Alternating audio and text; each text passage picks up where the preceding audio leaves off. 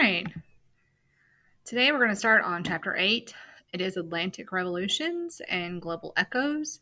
So basically, Atlantic Revolutions and what happened because of those.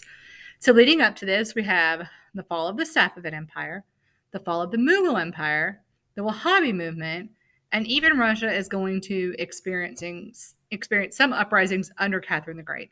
But most notably, the one thing that is going to have the biggest impact on the Atlantic Revolutions is the Enlightenment.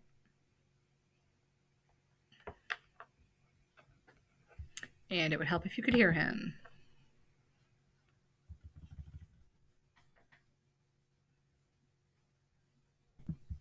Welcome back to Heimler's History. Now, we have finally got to Unit 5 of our AP World History curriculum, and this unit spans the years from 1750 to 1900. Now, the main theme that runs throughout this unit is the massive global changes that occur because of the Industrial Revolution. And in this video, we're going to talk about a new development among the thinky people called the Enlightenment. And in many ways, it was Enlightenment thinking that occasioned the social and political changes that were necessary for the Industrial Revolution. So, if you're ready, I'm ready. Let's get to it. So, the Enlightenment. Shall we begin with a definition? The Enlightenment was an intellectual movement of the 18th century that advocated the use of reason to reconsider the accepted ideas and social institutions of the time. Or, to put it another way, the scientific revolution and the humanism of the Renaissance got together and had a baby. Oh, look at the baby! Did you poo-poo all over the millennia-long habit of discerning truth through tradition and religious revelation? Yes, you did. Yes, you did.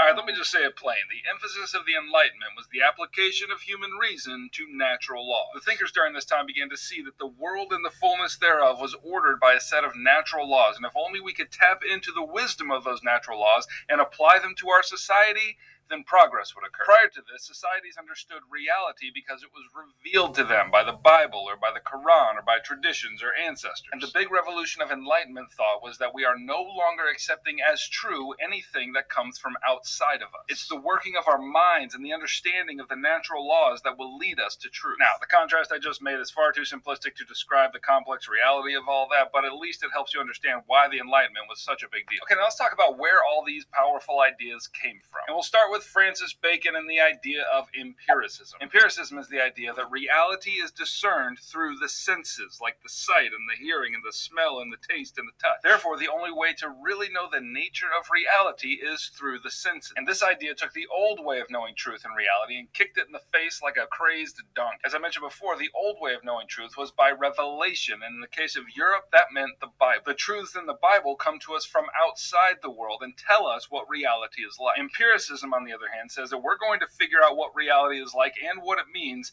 through our senses and our brain fold. And how are we going to do that? Well, by running scientific experiments to determine what is true and what is false. Also, we've got John Locke making contributions to the political side of things through his book, Two Treatises on Government. He argued that the whole divine right of kings thing was a deeply flawed organization of the political hierarchy. Rather, human beings are endowed with natural rights like life and liberty and property.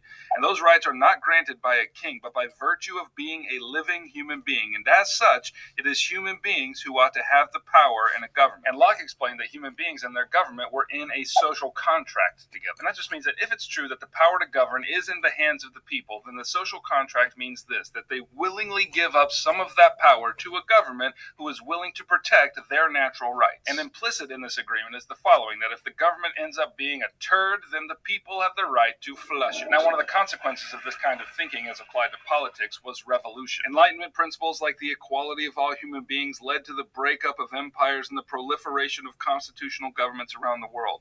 It also led to a growing nationalism in many places. And just in case you forgot, nationalism is a strong identification of a group of people who share an ethnic identity and a language. You see, prior to this, people tended to be loyal to a ruler or a city. And with this rise of nationalism, people are now loyal to a nation. And this is a big deal because, in case you forgot, Europe had spent centuries building up multi-ethnic empires. And this new nationalistic fervor threatened those empires from every side. All right, let's shift and talk about Enlightenment principles as applied to economics. And for this, I need to introduce you to Adam Smith. In 1776, he published a massively consequential book called The Wealth of Nations, which was his critique of the mercantilist economies of Europe. You see, economics under mercantilism required a heavy hand from the government. Smith, on the other hand, argued for laissez-faire economics, which is French for let alone. So Smith's economic replacement for mercantilism, namely capitalism, was the idea that the government needed to take their hands hands off and just let things go. Essentially, Smith argued that if individuals were left alone to make their own individual economic choices, then those choices that they make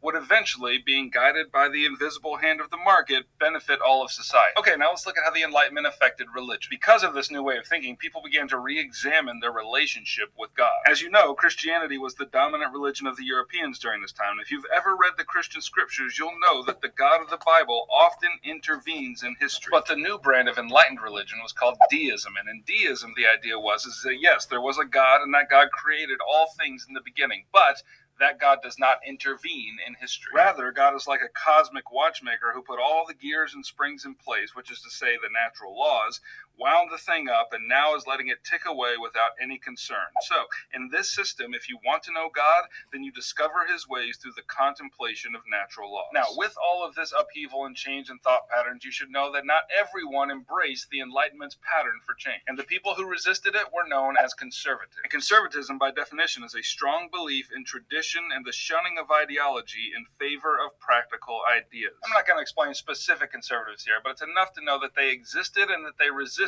this revolution of thought. Okay, now let's just talk briefly about some of the long-standing institutions that were affected by Enlightenment thought, namely women and the abolition of slavery. So with all this Enlightenment talk about human beings being invested with natural rights just by virtue of being human beings, the women looked up and said, what about us? Now, if you know anything about world history, you know that pretty much in every society, the outlook on women is pretty bleak. In fact, maybe our good buddy Aristotle can sum up the general view of women in many societies. He thought that a woman was an inadequate and infertile male who plays only a passive role in reproduction and is incapable of rational thought. Now, just to be clear, that's not what I believe, but I think it's a pretty good summary of what most cultures in society have believed about women. But because of the Enlightenment, many women found power in their voices that they had not yet accessed heretofore. In England, Mary Wollstonecraft wrote A Vindication of the Rights of Women, in which she argued for women's education and claimed that women, given the chance, could succeed in every endeavor which were reserved exclusively for men, like politics or professional society. Over in the United States, a conference called the Seneca Falls Convention was called to rally for women's rights, including women's suffrage, which is to say the right to vote. And they composed at their gathering the Declaration of Sentiments, which borrowed heavily from the American Declaration of Independence, but with some key changes. For example, we hold these truths to be self-evident, that all men and women are created equal.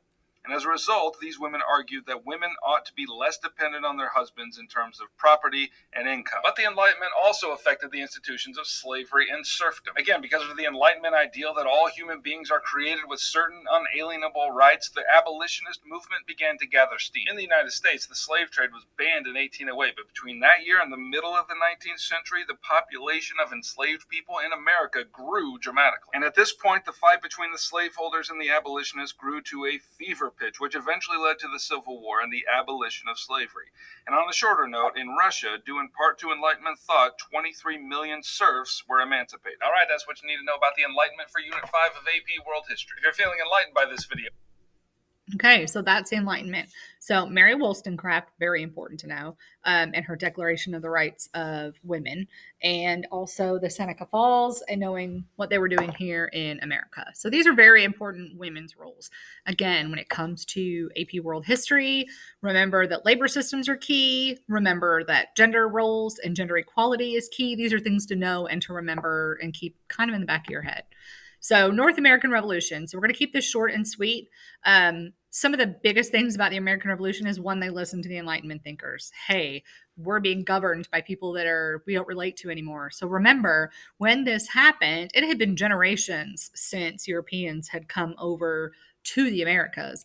They didn't feel a tie to Great Britain, much like you and I might not feel a tie to some of our like German or English roots, because we don't walk around saying I'm German, I'm English, I'm Irish, because we live here so long, we don't have those ties anymore.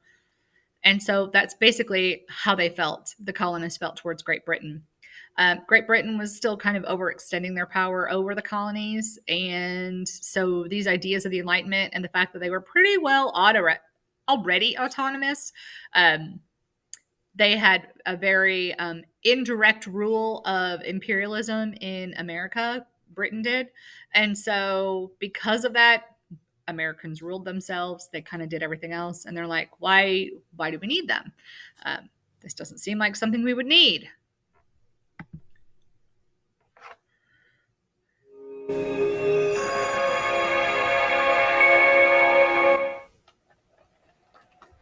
Declaration of Independence, for me, is one of the best pieces of writing I've ever seen. It's a revolutionary document for a revolutionary statement. You cannot help but be stirred when you read those words.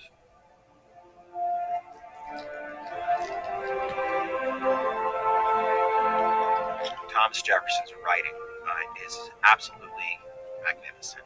And when he wrote, "We hold these truths to be self-evident, that all men are created equal," that was the first time anybody had bothered to write that down. And then you turn the clock back and think of when he was writing, how young he was, what a statement it was, given the history of the world at that point. And you feel the excitement of being on the cusp of something so profound that it's hard to put it into words. If you review our Declaration of Independence, it has those beautiful words about all men are created equal and governments are formed among men to represent the people.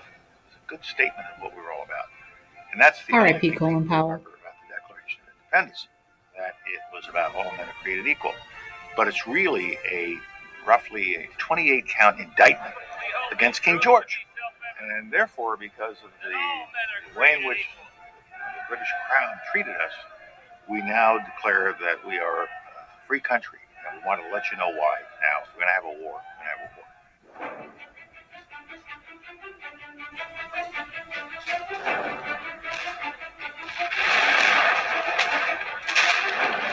In 1776, you have the Continental Congress meeting in Philadelphia, debating a unified position for the colonies with respect to the hostilities that have already broken out. And the fundamental issue between them is, are they fighting for their rights as Englishmen within the British Empire, or are they going to fight for independence? And they're seriously divided. People who are perfectly willing to resist the tyranny of the British government are not necessarily willing to strike for independence.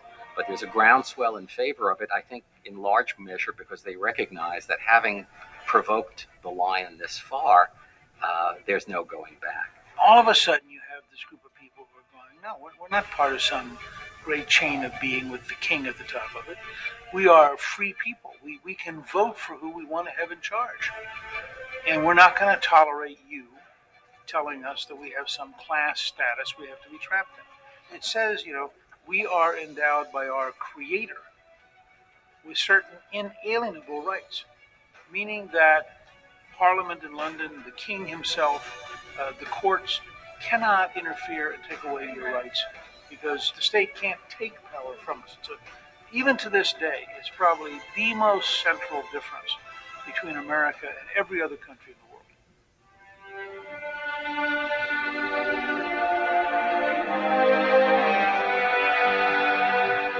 It goes well beyond what was needed in order to declare independence. It establishes a philosophical basis for a civil democracy in which all persons are guaranteed rights by virtue of their personhood.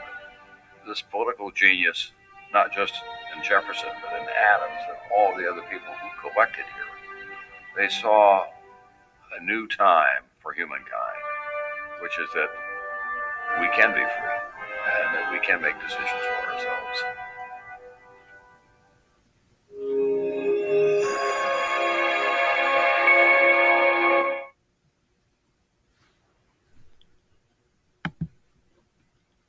Okay, so that kind of gives you an idea of where it got started, and how this revolutionary idea came about, what they were thinking, and the fact that it really was just the paper itself was revolutionary, which is pretty astounding. So here is, again, like I said, I'm going to keep this pretty short. So this is a short version. Holy smokes. Christopher Columbus, that is no way to address the King and Queen of Spain. What is wrong with you? Okay, so you know how we're looking for a new trade route to India, right? Right. And the Earth is round, right? Right. So I'm thinking we can just sail the other way around the planet, right? Yeah. So I set sail, right? Mm-hmm. And I reach India, right? Right. Wrong. I did not reach India. I did not. All right, get to the point. Did you know there's a whole nother freaking continent out there? Okay, and do you think I should care about this? Why? Oh, I'm sorry. Did I forget to mention there's gold everywhere? Gold? Columbus landed in Central America in October 1492, and he had the time of his life. And by that I mean he went on a huge theft and murder spree. He stole gold, jewelry, people, and a hammock. And then he returned to show off all of his riches, including a few previously undiscovered items such as tobacco, the pineapple, turkeys, and a hammock. Now I know what you're thinking, but oversimplified, Columbus didn't discover America, the Vikings did. And you'd be partially right. In the 11th century, Leif Erikson was the first European to land in America. But hey, Columbus, time of his life, hammock. And suddenly the race was on to explore and conquer the New World. After a couple centuries of warring with the natives and each other, the European powers had claimed quite a lot of land, including this area, which both the English and the French claimed as theirs. One day the French said, "I'm going to build some forts along here." And the English were like, "Could you not?" And the French said, "Sorry, but no, I could not." And they went ahead and built their forts, which pissed off the English, so they sent an up-and-coming British lieutenant colonel by the name of George Washington with a combined force of British troops and Native Americans. After a short battle, the French commander said, all right, we surrender." "Okay, boys, pack it up. There's surrender." "Oh, sorry, was I not meant to split his head open with a tomahawk?" Don't worry, it's not like this will start a 7-year-long major global conflict. And what happened next was a 7-year-long major global conflict, which Great Britain won. At the peace negotiations, Spain gave up Florida, while France gave up all of its territories in North America. But Britain's victory came at a cost. A £60 million cost. They were now broke, in a lot of debt, and had to come up with some way to repay it. So they went to the colonies and said, okay, listen up. So a huge part of the war was spent protecting you from the French, and now we have no money because of it. So... I'm not sure what you're saying here. Okay, so we spent a lot of money protecting you from the French, right? Right. And now we're broke. That certainly is a pickle. Listen to me. We spent all of our money protecting you, and now we need money. Can you please pay us back some money? No. Okay, we're just going to go ahead and tax you. In 1764, Britain introduced the Sugar Act, forcing the colonists to import sugar and molasses exclusively from the British and to pay duties on them. Then a year later, they introduced the extremely controversial Stamp Act, and it worked a little something like this. "Hello, shopkeep. Hello, Mr. Bungleberry. Here's the deed for your new shack. Stamp. That'll be 3 pence, please." Wait, what was that? It's the new tax. I get a stamp on any paper or documentation I make, and you have to pay for it. Would you like to see this pamphlet that explains everything? Yes, please. Okay. Stamp. 2 pence, please. This is awful. You know what? Just give me a deck of cards so I can go gamble my pain away. Okay. No. Don't do it. Stamp. Obviously, the colonists were like, hey, my dudes, this new tax legislation right here, this is BS. Until now, they had enjoyed relative freedom to rule themselves, and now suddenly Britain was asserting its control. They were especially unhappy because they didn't have any representatives in the parliament that was levying taxes on them. So they protested. Orators gave fiery speeches. British goods were boycotted, and anyone loyal to the British found themselves increasingly harassed. The whole thing actually began to take quite a toll on British business, and after just a couple years, the British were forced to repeal the Stamp Act. But we still desperately need money. What should we do? We could try taxing the colonies. Great idea. Wait, didn't we literally just try that and it failed miserably? Man, look at me.